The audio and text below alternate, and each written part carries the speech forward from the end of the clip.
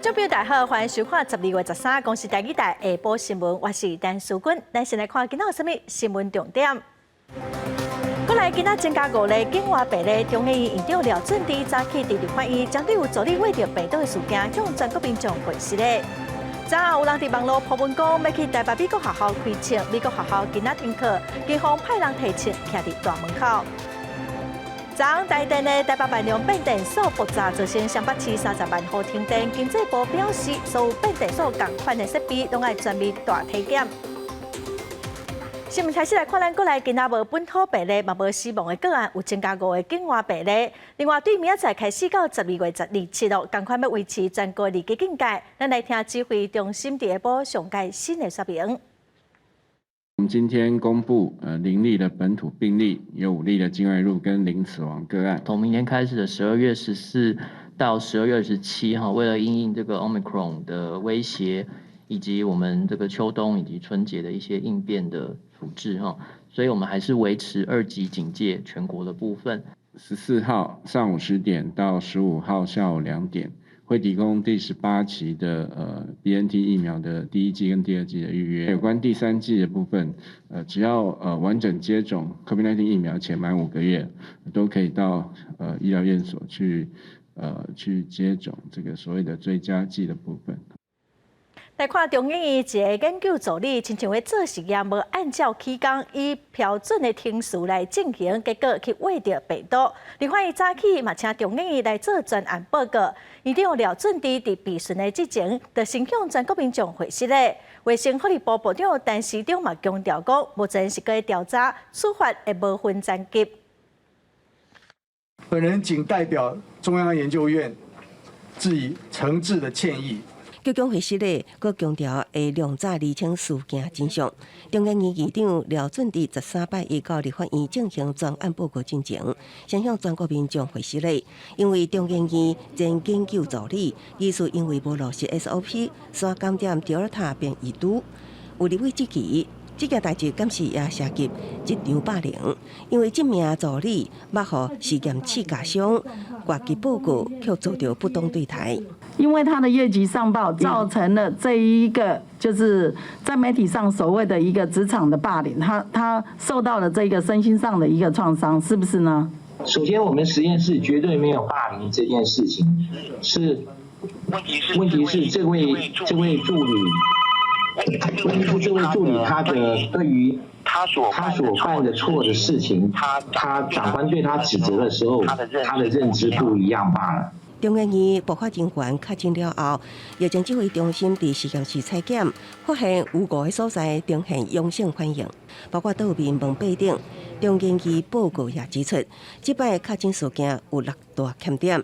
包括确诊如研究助理是新进人员，操作训练不足，而且唔来伊其他研究人员也技术无完整遵守 SOP。这都要看调查的一个结果出来，那不排除任何的澄清，只要是有谁该负责，那该惩处，那就是照法来做就是。但市长强调，一切疑点都要由调查来厘清，而且定处不排除任何残疾。另外，春节过了后，敢是降级？但市长表示，若讲状况不变，有降级的可能，也不过也是要继续观察。记者综合报道。今仔中研院基因体研究中心已经恢复上班咯。员工伫上班之前拢搁做第2届的采检。附近的民众有人是真烦恼，讲疫情会炭烧，所以有人今仔就赶紧请假要去注预防针。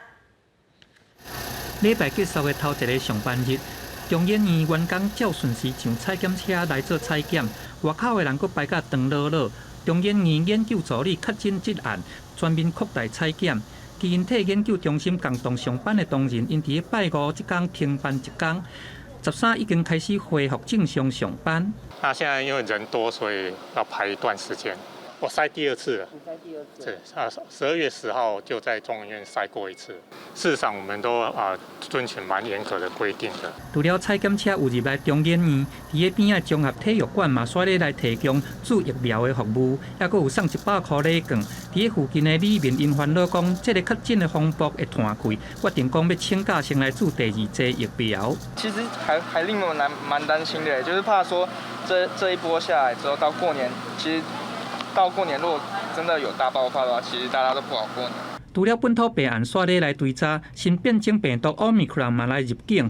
有医生讲，只要这个入境14天内，上介少爱做3遍的体检，因为这个 Omicron 因烧化力较强，而且佫是这个镜头无够清楚，若要甲这个感染的人甲长出来无够简单。建议民众等厝做检疫的时阵，就爱用这款改做 PCR， 安尼才有法度较早甲这个确诊者甲找出来。PCR 采检毕竟它是专业的人去做的哦，所以相对的，我想这个采检简体的这种收集可能会比较标准一点。那相对的在家用快筛可能就会担心就是会有漏网之鱼哦。那这个针对在居检的人，我们是会比较担心的地方。黄国斌表示讲，已经有研究显示。注第3剂疫苗会当来提悬 Delta 甲 Omicron 这款变种病毒的保护效果，各国嘛已经开始实施相关的政策。记者综合报道。来看已经经营20多天的阿罗哈客运，12月初的时阵表示讲，因为疫情的影响，12月14开始，最后的2条路线台北到高雄、台北到嘉义嘛要停驶咯。也毋过今仔早起，阿罗哈客运的董事长陈瑞麟接受访问的时是表示讲，即马无要停驶，明仔载会阁继续发车。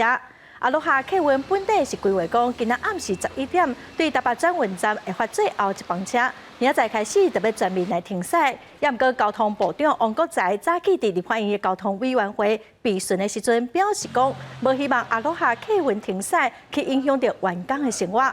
公路总长嘛已经有甲客运高层见面咯。阿罗哈客运中道就发声明表示讲，公司伫12月初10的临时董事会是决定讲，公司会继续正常营运。再来看，昨暗有人伫社群平台讲，今仔要去台北美国学校开枪哦，所以学校昨暗宣布讲，今仔先停课。士林分局初步调查发现讲，发文的是一个15岁美国学校的学生啊，伊讲伊的网络口罩是互骇客入侵哦，嘛查到讲网络的地点是有来自美国、印度佮埃及这些所在。警方今仔嘛派出警察提前徛伫大门口，嘛加强校园的巡逻。美国学校大门口透早就派出警察咧徛哨，而且佫有派冲锋枪穿咧等。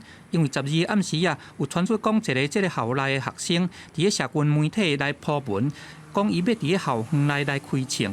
为着要较谨慎咧，校方紧急宣布讲13这天停课1天。本分局全面提升警戒，立即编排专责警力，守望的勤务，以确保校园师生的安全为首要的工作。毋但美国学校有甲士林分局报案，12暗时啊，敢若亲像是涉案的学生嘛表示讲，家己无发文，伫咧因家长来陪同去信义分局三张内派出所来做笔录。伊讲伊家己是伫咧社群的这个户头去互人偷用去，并且有甲这个偷用的人的网友甲提过，告伊妨害电脑使用罪。目前警方初步调查，发现讲学生的户头确实是有去互人偷用去。该账号疑似遭骇客盗用。有数个国外的 IP 登录该账号，目前我们查到的国外 IP 来源大概是在美国、埃及还有印度。和警方能够建立这样的一个严密的一个关系启动相关的一个协助作为，那以为校园安全。美国学校是算伫教育部咧管辖的，针对这边的枪击恐吓案。教育部表示，警政单位和全国各级学校拢有建立维护校园安全的合作机制。这边嘛针对这个个案来加强对校园的维安，来维护学生甲老师的安全。记者综合报道。再来看台电的台北万隆变电所昨爆炸，造成双北市30万户停电。外界嘛将烦恼讲，全台湾有600外的变电所，敢有同款的危险呢？经济部是强调讲，今仔开始所有同款的设备拢会来检查哦。1礼拜3之前就要完成，有问题，农历过年之前就要做好处理。事实上，台电已经把室内的这个变电所，其实2年前就盖好了。那因为地方还有不同的意见，所以还没有迁进来。那迁进来的话，第一个，它那个设备就是用新形态的。那第二个呢，室内的变电所的消防设备的规格是比较高的。那我也只是台电针对这一次的赔偿的要求呢，那看过往的案例，那综合来考量。那台电这边会去评估。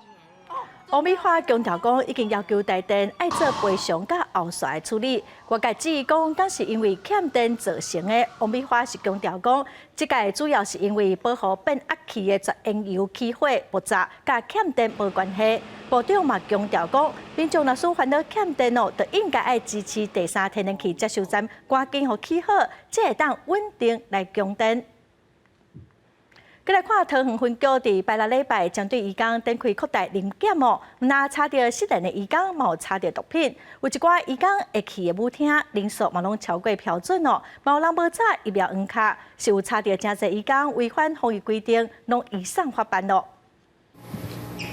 伫休困时啊，桃园分局警方会动专勤队，针对渔港口自集的场所扩大临检，拢总查到失联的越南籍渔港2个人。舞厅内底人数超过目前的规范，甲一件毒品，还佫有无早注疫苗黄色的卡，违反防疫规定等等，会移请桃园地检署、市政府甲专勤队等相关单位来裁罚。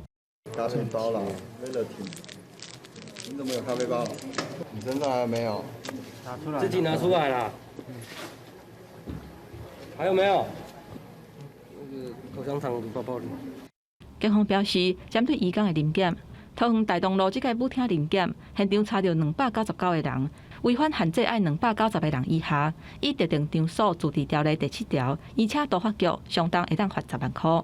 另外，嘛以违反防疫人流的管制，而且卫生局裁罚。本分局于假日期间，针对辖内大型外籍移工舞厅等场所加强临检查获2级毒品案、容留人数超过限制、失联移工等违法违规案件。针对警方查到失联渔港的部分，这2个渔港目前是拢还未注射毒气用抓到，目前已经移送桃园市专勤队临时的收容所，会先安排因去台检站做 PCR 检测，所来嘛由大型收容所安排因去做疫苗。记者综合报道。再来看台中市为着要提悬疫苗的注射率，13到25推出自头一档唔免预约，计当摕到200块的礼券。台中市卫生局是表示哦，头一档的注射率已经有82%咯，也毋过哦，阁有大约25万人阁还未注头一档。甲手啊比起来，准备要注疫苗，有民众透早就去诊所准备要注射，袂少人咧注的，抑阁是第一档。伫咧注完了后，阁会当摕到200块的超商的礼券。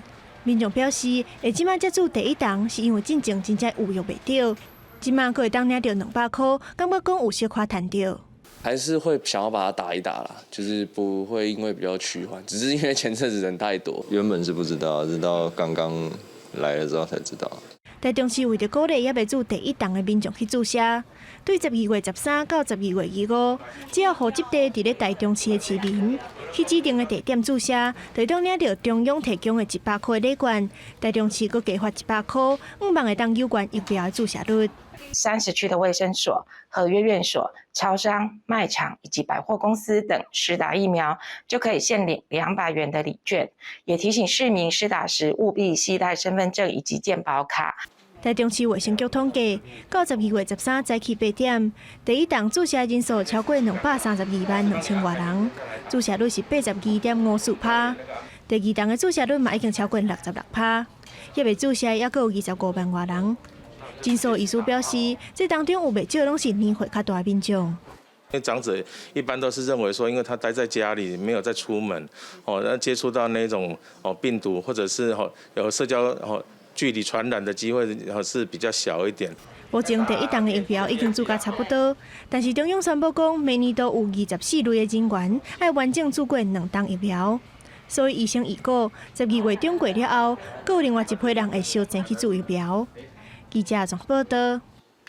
花莲市区今仔早起有一台公车去弄到救护车哦，这台救护车互公车弄到了后，佮去弄到停伫路边的乌托邦，加载是无人受伤。早起7点23分，花莲县消防局花莲分队一架救护车，当要执行救护任务。经过国联2路甲国联3路的12路口的时阵，虽然是红灯，不过救护车的声音是弹了真大声，想袂到也是叫一架公车弄到。救护车全向对路边去，顶下开乌托邦嘛受到牵连。有绿灯啊，绿灯，对啊，他们是红灯啊，红灯，可是已经鸣笛了，鸣笛，它有鸣笛了，对啊。加在迄当阵，救护车顶悬无发者，公车的乘客嘛无受伤。这架公车是德鲁固客运往回东华大学到花莲火车头的301线，敢是因为公车无让救护车先行，造成事故，也会调查。红绿灯的10项部分，我们目前还在理清。公厕如果不必让消防车、救护车、警备车等处驾驶人新台币3600元罚款，并吊销驾驶执照。因为新北甲台中已经研究这项交通号志那个救护车的系统，只要救护车经过路口，车顶就会自动延长时间。花莲目前敢若有少数的路口有设救灾车辆通行警示器，不过这个设备未联动号志延长时间。号志的自动控制系统跟这个 CCTV 的资讯的收集，那这个必须还要建置相关的路测设备。那以花莲市目前来讲的话，还明显的不够。洪弄到这架救护车是损伤了真严重，敢会影响花莲分队救护的任务？消防局表示，目前已经由大队备用的车辆来到执勤，未影响救护的勤务。记者综合报道。针对中国伫咱国海的军事训练也是演习，国防部互立法院的报告书是指出讲，中共可能会趁演习来发动战争攻击台湾。国防部副部长王信良早起嘛表示讲，相关的部署国军拢有掌握甲研究，嘛有做各种的规划甲训练。中国军方小连续伫台海附近做海峡甲空域的训练或者是演习，引起国际关注。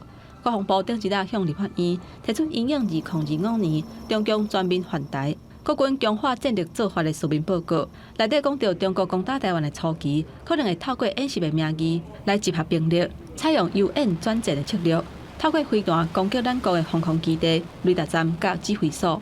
那当然，中共要犯台的时候，他一定会有一些先期的举动，比如说兵力先做部署、前推。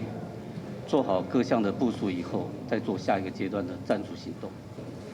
所有的这些作战的场景，都是在我们的规划，而且是训练的一个标的上。根据了解，国军这年来汉光演习，拢有对中国可能由演转战、演练应用的对策。只是头一届伫报告书内底出现这款的用语甲讲法。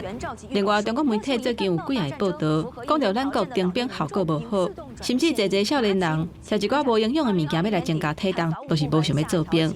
王信良讲，这就是中国对台湾的日地作战。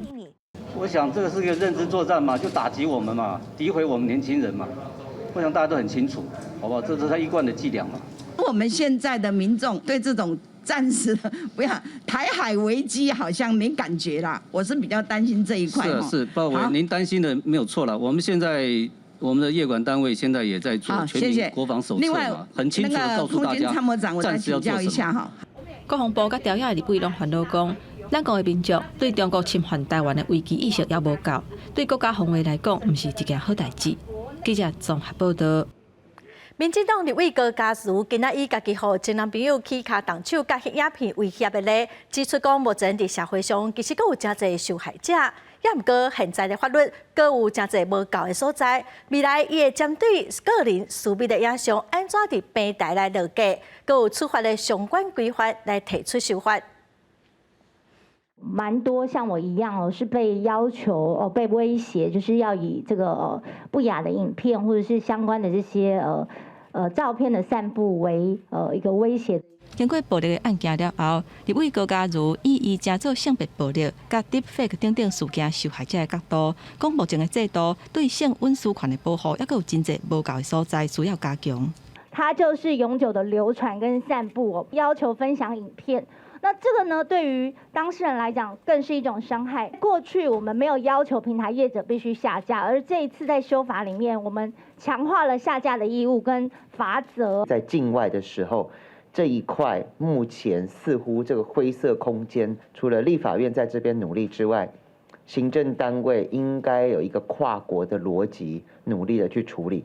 立委讲，为台办恩护房、网情小玉、画面等等的事件来看，在数位的时代之下，这性隐私的影像流出去恐怖的所在，是传起伫网络了后，就会一直世界流传。所以对受害者来讲，重点也是希望相关的资讯会当删除。所以修法除了进前讲的新增加刑法内底对色情保护的处分以外，也阁会强化性私密的保护，纳入性隐私的影片爱删除的义务，也阁有相关的法则。iWin 主要处理模式上是借由一个协同联系的方式，要求业者进行自律下架。目前这部分只能仅至于未成年的儿少的法令上的一个较有缺陷的地方。行政院的长官还有相关法务部等各部会的一些长官在做协调处理的时候，也在想将这部分的漏洞能够予以补足。NCC 指出，爱阮平台针对未成年人，会当要求业者删除性私密的影片。不过对成年人的保护确实是无够，会参考欧盟等国家的规范。除了平台责任以外，拄到特殊状况紧急删除，还有分段境外等相关的法则，已经伫讨论当中。按算年底进前会有初步的方案。记者综合报道。针对春节检疫站准备开始了，交通部今仔表示讲，桃园机场1400多台的防疫客停车已经准备好势。另外，今仔全台湾各地防疫客停车也开始待命了。春节检疫措施专案10时就要上路，桃园机场就面临真大的检疫量能。交通部表示，机场的防疫客停车1400多台已经到位，地方防疫客停车也有估将伫13/1会到位台名。目前我们机场包括防疫计程车这现在都大概1400多部大概都全部都到位。然后我们现在地方的防疫计程车总共需要2800多部，目前大概已经有2500部了。然后我们在13号以前就全部会到位。对于刷落来陆续会有民众反台，交通部表示，机场方面检疫量能已经扩充，这个期间拢会配合指挥中心，依规定进行检疫作业流程。交通部有几套的这个应变措施。包括2级跟3级的各单位都在那边，也都按照指挥中心的指示我们随时会弹性的来因应。另外，今年上半年，桃园农夫的饭店无经过市府核准，擅自将部分的楼层作为技术员宿舍，造成群聚感染。不过，依照现行发展观光条例，相关只会当裁罚15万，立委也提案修法，要将罚金上修到50万。记者综合报道。消防员爱搁掠芳掠蛇，甚至嘛传出讲爱摒扫路人的防备伞引起真侪争议。立法院的内政委员会早起专案报告，内政部长徐国勇是表示，消防员的工作是地方自治的权责，也毋过伊认为消防员应该爱做消防专业的代志。顶一日新德市有消防人员互派去车路扫防备伞，引起争议，互批评讲是无重视消防的专业。13早起，立法院内政委员会找内政部甲消防署做相关检讨的专案报告，时代力量立委区显智提出新德市消防人员为民服务的内容，毋但爱去摒扫车路，去动物园甲好马洗粪丝，还搁爱顾伫游乐设施的边啊。内政部长徐国勇讲，这是地方自治的权责，就是要特别注意新竹市特殊的这个用人的方式。那如果按照这样包山包海，什么事情都要去协助的状况的话，再多人都不够用嘛。我们消防没有一条边呐，所以这个是地方政府的职权，包括任命、任用等等，都是他们的职权。不然这个都有一些地方，我们当然会尽量跟地方政府来协商。徐国勇强调讲，未来会甲地方协调人力的分配，要求消防都爱向专业的方向来发展。不过，消防人员的权益已经探讨真久啊，为掠芳掠蛇到动物的救援等等，要安怎区分什么款的工作，才是消防人员的业务？目前也无明确的答案。我们基本上还是回归到人命救助这个角度来处理了哈。那地方救护中间会有各种临时的紧急状况，我在地方政府也待过了哈。有时候像那个路树的掉下来，真的有时候会打到车辆，打到人，所以遇到那个状况，我们是要第一线要来处理。那这样的处理当然每一个 case by case 了，不能说一刀两断了。那你这个讲法咯，永远全部业务拢咱打好兄弟的。消防署长肖焕章指出，目前当地甲各县市第一线的消防基站伫座谈，嘛会讨论消防勤务伫执行的时阵拄到的困境，而且加强协助甲地方的沟通。有立委以掠芳掠蛇做例，建议会当统一设一个专线来处理。那徐国勇是回应讲，各县市的做法无共款，会尽量来协调。记者综合报道。国际新闻，咱来看，南非总统拉马福沙为着武汉肺炎病毒，也毋过症状是真轻，伊嘛无说明讲敢是为着 Omicron。世界卫生组织暂时表示，已经探到63个国家的 Omicron 是比 Delta 愈较高位，卖互疫苗的效果拍折咯，也毋过重症的几率是较低。今年69岁南非总统拉马福沙确定去握着新冠病毒。总统府发声明讲，有完整做过疫苗，已经伫开普敦自我隔离，职务交予副总统马布扎代理，而且表示拉马福沙甲伊去握着的代志做咧，叫病逝都爱去做疫苗，保持警觉。疫苗是对抗重症甲大院上好的方法。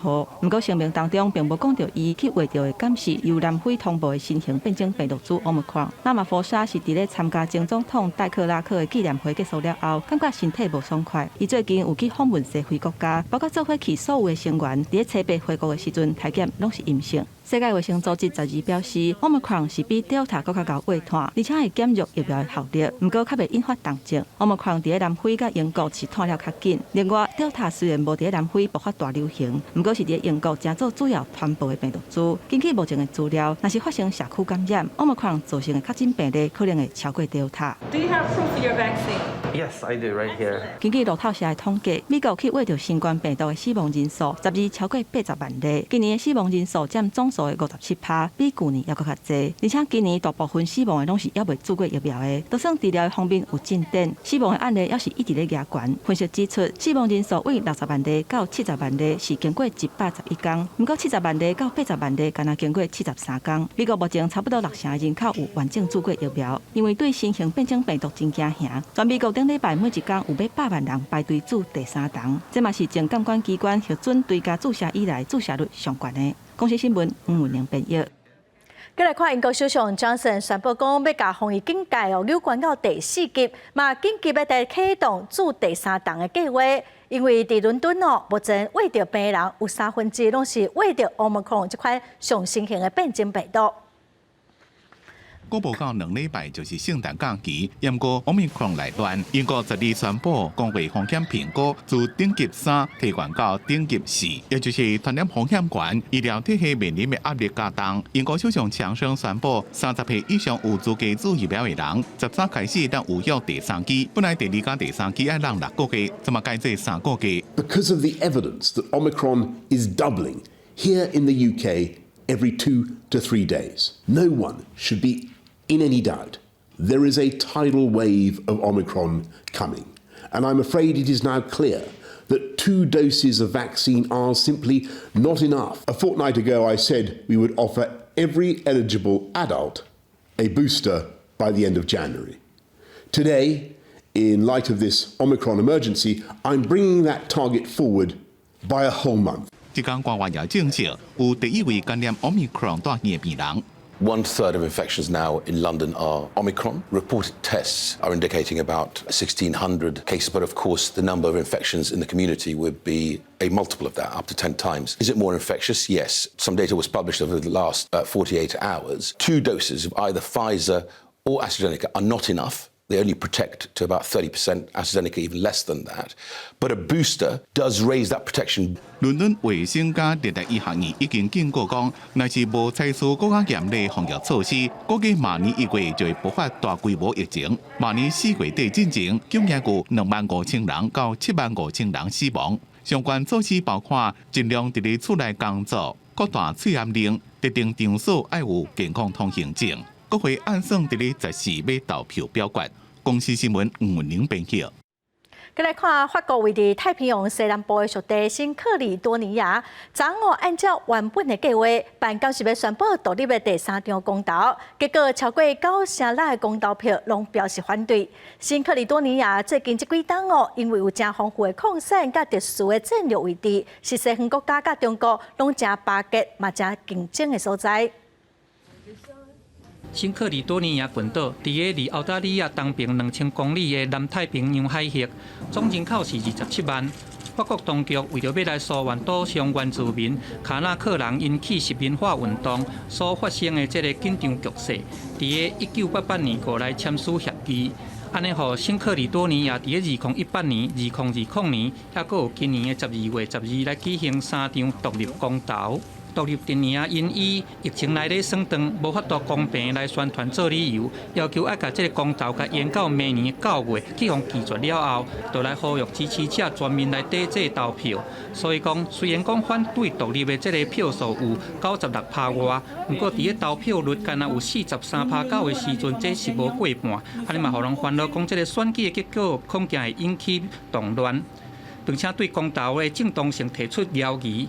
也那这个总统马克宏，伊是认为讲，就算讲这个期限还佫真深，不过政治转换的过程，这个过渡期就要来开始咯。Une période de transition s'ouvre, en effet, qui, libérée de l'alternative binaire entre le oui et le non, doit nous conduire à bâtir un projet commun en reconnaissant, en respectant la dignité de chacun. 新克里多尼亚估计要伫个2023年的6月来举行一场公投，要互岛民共同来决定发展的目标。法国拢总有13个海外属地，新克里多尼亚是其中面积上大的一个，岛上有蕴含全球10%的这个热矿，这是做斯丹尼斯、电池还有手机的材料。伫个矿产出口上大的一个单一的客户就是中国。南太平洋甲其他的岛国，亲像斐济、万纳度、所罗门群岛、巴布纽几内亚，这拢已经是中国的附庸。只要是若都摕到新克里多尼亚，安尼就会当来完成对澳洲的轰炸。所以讲，即边这个公投，毋若是有关法国伫个太平洋的地位，对西方国家来讲，嘛是和中国咧拼斗。公司新闻王慧文编译。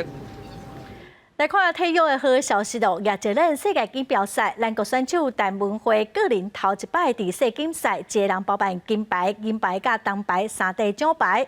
另外，伫羽球世界锦标赛，台湾男子单打的选手王子维无法度晋级哦。另外，男子单打周天成甲男子双打李德辉、杨博宪拢顺利晋级，拍入32强。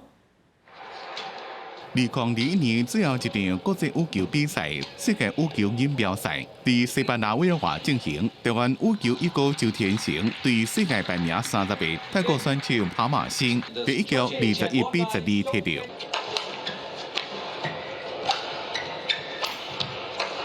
让周天成个扩大领先，上尾用35分钟以21-12、21-10拍败对手，进入32强。同一场比赛，一个男单的选手王子维对世界排名42的中国选手赵振鹏，上尾以1-2输给对手，伫第一轮就停落。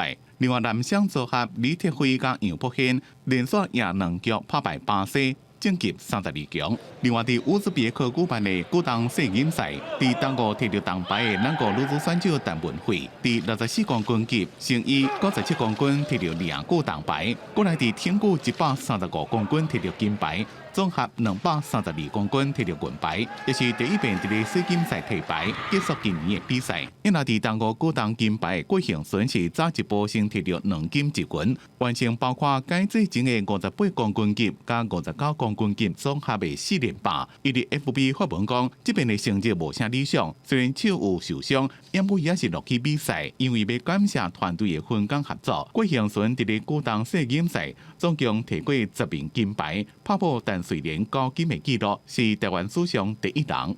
记者综合报道。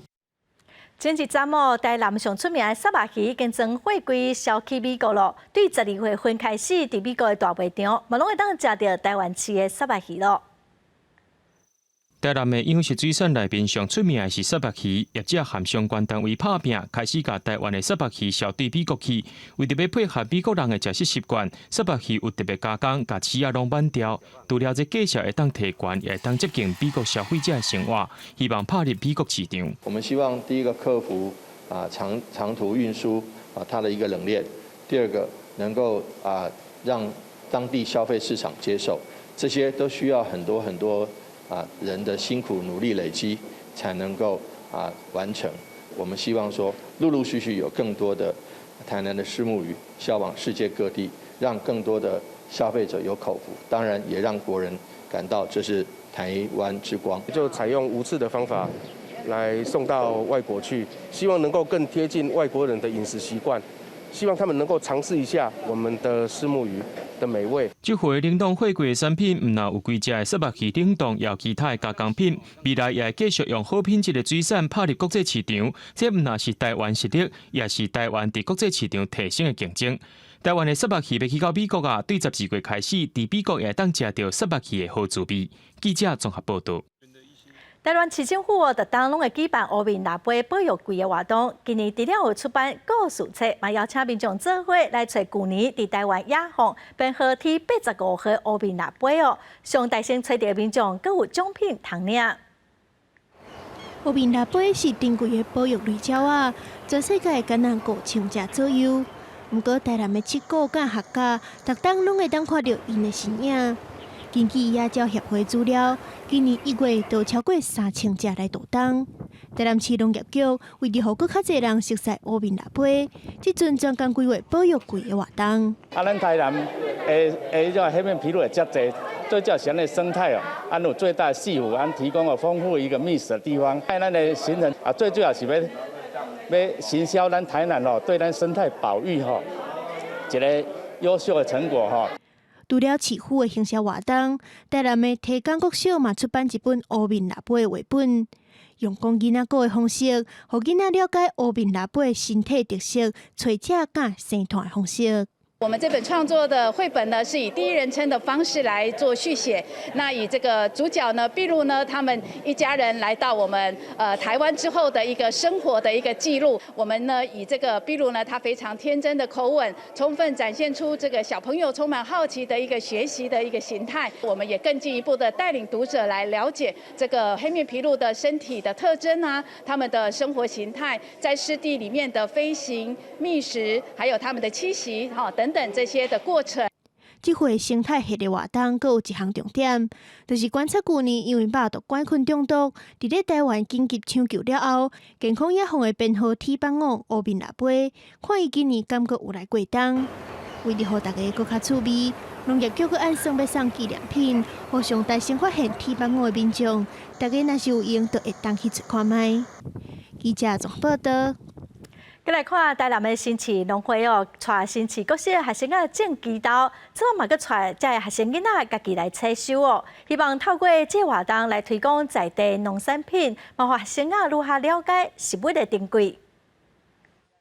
一大群新市国小的学生阿约咧慢磨豆，这拢是因伫9月初时家己所种的，经过2个多月。老师嘛带因亲身来采收，因为是新市区特有的那个产物，可以带他们来体验一下，让他们体会农夫的辛苦。我很爱吃毛豆，我超爱吃。为什么？今年因为疫情的关系，毛豆的销路较无用过遐好。新市农会为了推广和行销，特别带学生囡仔来种毛豆，即马收成嘛，互因家己办体验种植和采收，嘛会当了解到做产人的辛苦。在经过了大约65天到70天左右，我们又带我们当时来种的小朋友们一起来采收他们当时种下的这个毛豆。小朋友在这个田间也体会到了这些农民的辛苦。新市农会和新市国小带学生到田里种毛豆、采收毛豆，互因有实际体验的机会，嘛亲身感受农业生活。经过这摆的活动，更加了解食物的珍贵。记者综合报道。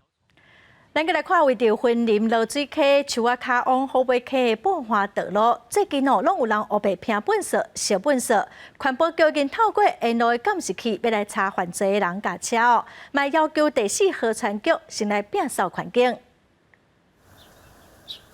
伫咧宝华路边去互倒满一堆用建的废弃物，其中也有生活本色、废木材，也有未少农用的塑胶。13早起，即寡废弃物也搁伫咧吸收当中。有去资源回收的民众表示，即款的情形最近接发生。最近尔，最近尔，我3-4天有过，都伊时阵当时咧摒物件，过年啦，厝内底摒扫，摒扫，这种摒扫物件，无人这景啊好用掉，罐头你看，大油较济。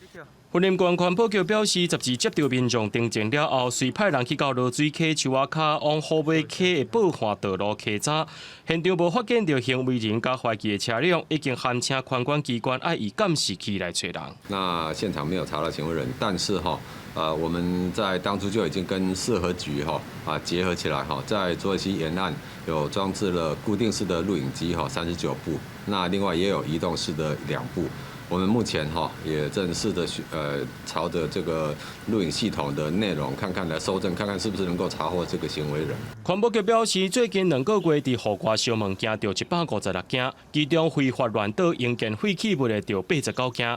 若准行为人强查着，可能会互判刑1年到5年，上悬罚1500万。也因为罗水溪爆发范围真大，落尾也含第4河川局来研究讲，要安怎设监视系统，追查相关的责任。记者综合报道。为了做环保，屏东潮州有装屏东头一台自动资源回收机哦，佮且受到民众的欢迎，回收的量是增加袂少，民众的环保是愈做愈认真。唔免等回收车来，一寡公仔、干仔就会使等你来这台机器，而且佫会使收1点数来换一寡优惠。潮州第一市场这台自动回收机已经装伫遮1个月啊，想袂到效果是不哩啊好，回收量是直直增加。那我们发现，从第2个礼拜开始，之前的话1个礼拜还不用收哦，那现在变成1个礼拜至少要收集2次，因为它里面的那个收集桶满的话，那在这个荧幕上面呢，它就会呈现哔哔叫。那之后的话，可能后续要有人来继续丢的话是没有办法的。对，那我们也没有想到说会这么出其意外的成效这么良好。其实即马伫真侪县市也有设这款智慧回收机，效果袂歹，民众拢烧钱回收换优惠。潮州镇公所也讲，未来也考虑要设置更较侪公共场所，继续培养民众的环保意识。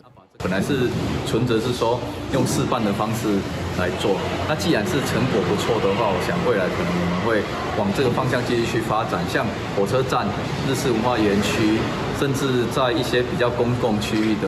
这款智慧回收机吸引真侪人愿意主动做环保，通维持环境清气，也互环保教育拖入去日常生活当中。记者综合报道。来看治疗癌症的药啊，佫有新的发展哦。咱国家卫生研究院的研究团队哦，做出一款新型的抗癌药物，会当针对癌细胞，未去伤到其他的细胞，减少治疗的副作用。这个技术嘛已经转移给业者，准备要做临床试验咯。癌症已经连续41年排伫台湾上主要死亡的原因。传统化疗配新型免疫疗法，会当提悬患者的存活率甲复原的几率，渐渐成做抗癌新世代治疗的方式。国卫院研究团队研发出新型铂金抗癌的药啊，北部会当取代第一线铂金抗癌的药啊，成做精准有效的药啊。那这个奈米箔的表面能够帮忙做什么事呢？它会具有一个酵素的功能，可以让这个肿瘤里面的粒线体的那个电子传递链不要走不正常的途径，就让这个肿瘤的微环境的免疫条件是有利于免疫细胞存活。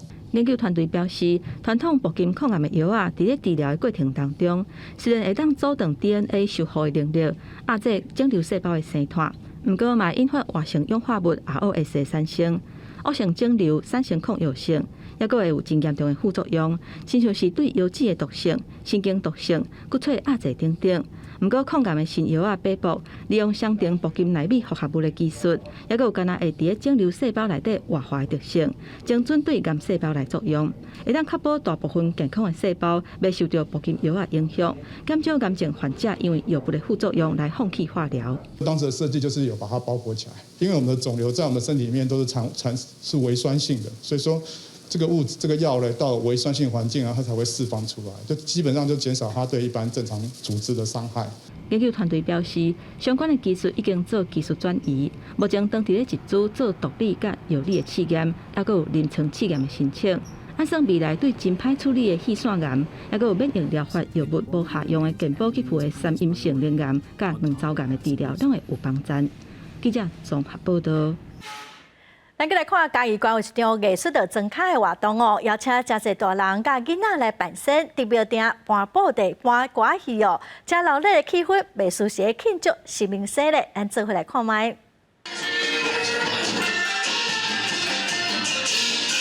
囡仔扮身伫咧戏台顶夜堂啊，边啊一个八音，起过进前一个西တင်，热烈甲袂输是新明星。嘉义县文化基金会伫大拿办艺术下乡。听见庙埕艺术。我们是按照传统的文化，然后一步一步，然后迎宾、施政迎宾，然后能够入住、邀请歌戏，咱大家流程咱都有来做到，然后能够南管北管，然后把这个环境剧场做起来。因自阮细汉到大汉哦，这种舞台一定足少的啊，今仔个看到感觉足稀奇的。为了这边的表演，城管4大人甲学校的学生做伙组一团50个人的歌戏班，连续练3个月，那伫咧庙口搬戏，还佫利用现代剧的方式演环境剧场。他很紧张，但是很开心。发现那一边的话，我觉得大家表现都不错。嘛希望因带动讲吼，未来少年人吼，对这庙的文化吼，传统的文化会当佫继续来延续。古早的庙埕有宗教的信仰，嘛是文化伫咧传播的中心。嘉关文化基金会讲，用办活动，互囡仔熟悉了解家己的故乡，这条文化的资讯。所以这边的演出，唔那是一项课程甲一项活动，嘛希望是地方文艺复兴的开始。记者综合报道。来看原民会举办的台湾原住民当代艺术展哦，即阵是伫屏东展出，展区设伫原住民文化园区沿山道公路、屏东科技大学顶高的地点哦，拢总有30个艺术家的作品来参加展览，那么做伙来欣赏。No Dividing 是指未来，我们的未来就是要从我们背后的纹路刻痕来前瞻前面的未来。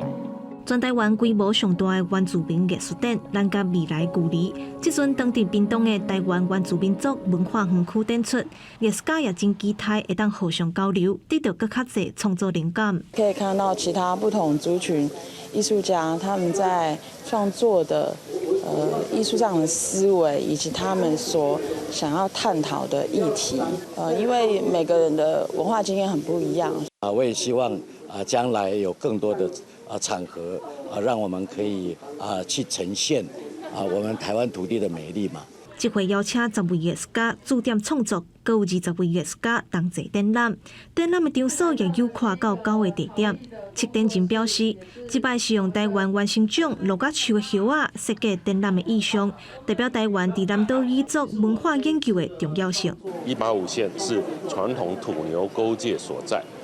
那它呢？现在目前事实上是汉人、平埔，还有就是原住民部落互相交汇之处。那24线就是从屏东市区一直延伸到鲁凯、阿里部落那我们呢，从这个展览呢，就把它延伸到这个从屏东市区、屏东美术馆、屏东科技大学，一直到这个。舞台就有几个艺术家的工作室，还有3D门的文物馆都有我们这个展览。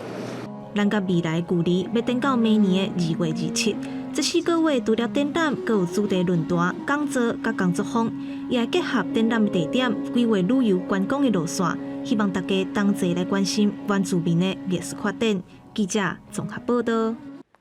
咱再来看屏东乐队300档的相关活动，今年扩大举办哦，要互愈较侪人来认捌乐队的客家精神，帮忙讲甲愈较侪客家人哦，找倒来讲客语。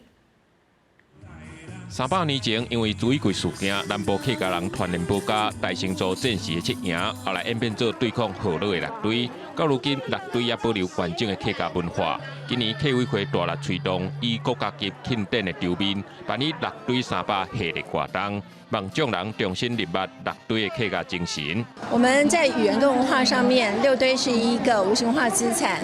那在语言的传承尤其是重要。那台湾从南到北六堆区域，那对我们来说，屏东这个地方也就是我们最远的客家聚落，在车城保利啦，还有我们的满洲都是。这几年，屏东县并推动客家保存甲文化认同，透过落南找客人的活动，进入社区，安排在地社团表演，办理客家商店，帮通找到愈侪稳重伫庄内的河洛客，甲家己的母语捡回来，在生活中继续讲客语。我们希望我们的乡音不能改，那也就是我们的语言不能少，所以我们把我们的语言还有客家聚落的社团邀约出来。那今天在这边大家来找客人，找回我们客家共同认同，还有我们说的文化的聚集。透过社区表演，互民众做为讲客语、唱客家歌，然后客家人搁再团结起来，也望通请到各地游客来熟悉客家文化，带动地方的观光。乐队三北澎湃太宽，几站的活动会连续按到明年的6月，欢迎众人随时来感受乐队300年的历史甲传承。记者综合报道。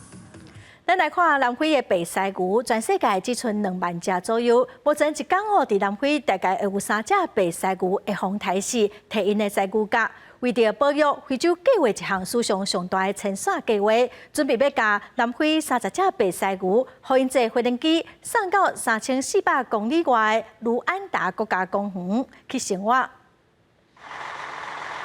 这挂大箱仔装起哩保险747客机，因讲内面装的是30只南方白鳃牛，因要展开自南非到卢安达这座3400公里史上上大物种前线，去阿卡盖拉国家公园。A really long translocation, certainly the biggest ever in history, but we're very pleased with the outcome. We have 30 healthy rhinos in the pens currently, and the hope is that they'll settle easily and that they'll start breeding. In the next year or two, we should see some offspring from them. 南白鳃牛平均的体重2磅，是体型上大的鳃牛。伫咧陆地上，只敢若输枪，所有的鳃牛拢爱做镇定剂，消除伊的攻击性。不过剂量爱控制甲正准，因为鳃牛若规拢麻醉倒来，胸坎骨会去伤着。到卢安达野生动物园了，有野青的武装军人保护这款白鳃牛，袂互多人只垃圾。I mean, the biggest threat for these rhinos is poaching. So, you know, if you can secure them and make sure that people are not coming to shoot them to sell the horns, then it's a good place. 根据自然基金会资料，目前白鳃牛只敢若剩差不多2万只，和国际自然保护联盟列做濒危物种。鳃牛角伫咧亚洲被认为有药效，和非洲多纳鳃牛问题正严重。南非平均一天就3只鳃牛被抬死，所以这款鳃牛角拢已经固掉。By adding these species that were not seen here before, we are making this park. You know, we are diversifying the experiences that can be seen here, that can be lived here, and we're making them more enjoyable. And we're also contributing to conservation further in this national park. 甲南方白鳃牛伫咧卢安达开始新的生活来比，2018年最后一只港的北方白鳃牛被抬死了，全世界只敢若剩2只母的白鳃牛。好佳在科学家即马伫咧试用体外受精的方式生产刺光鳃牛，希望让北方鳃牛袂绝种。公司新闻张伟林编译。再来看台湾的粉圆牛奶红茶哦，即马伫台湾嘛真受到欢迎。伫5当前有台湾人甲当地人合作做伙开店。为着要拍开澳洲的市场，唔但爱通过真严格的食品检验，嘛爱个调整口味甜度。目前伊嘛已经开5间的连锁店咯。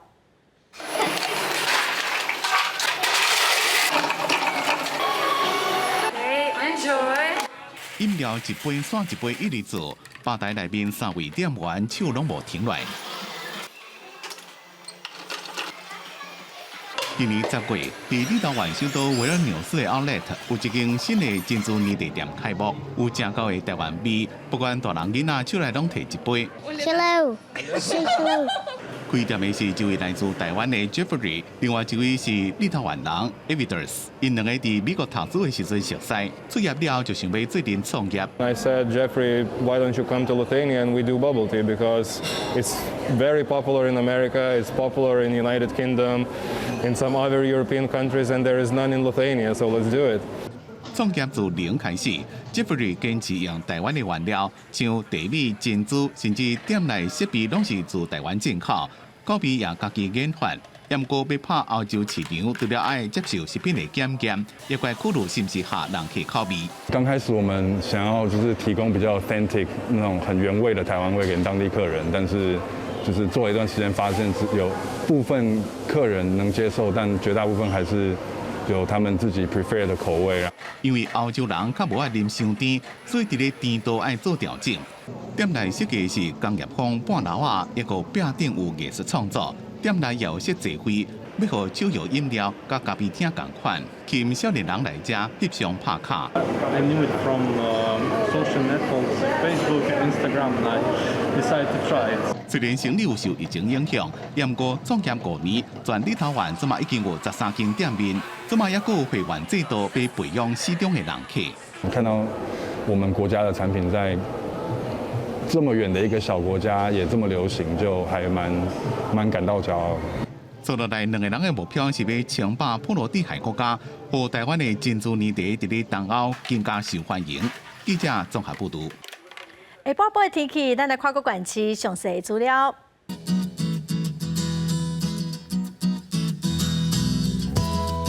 北部地区上低17度，上悬21度；中部地区上低18度，上悬25度；南部地区上低19度，上悬27度；东部地区上低18度，上悬24度。外岛地区上低16度，上悬21度。再来看未来3天的天气。